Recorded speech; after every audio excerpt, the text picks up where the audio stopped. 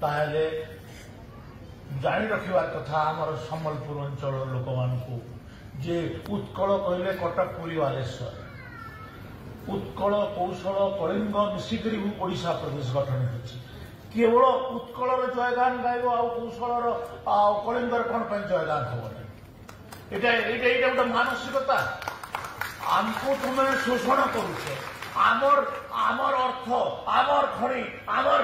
चाष आमर जंगल सबुथे तुम आमको शोषण कल चाकरी बाकरी सबुथे आज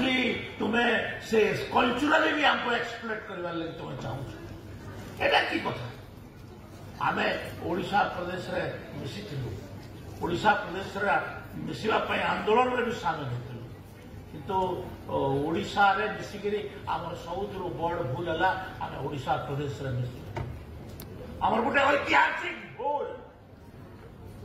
ऐतिहासिक भूल को आम बारंबार कहूँ तो आज आम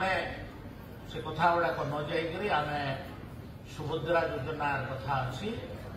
सुभद्रा योजना यहाँ लोकंर मानकर महिला मानकर अर्थनैतिक विकास दिगरे आमर लाभ दब आकू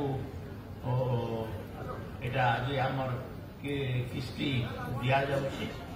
यहाँ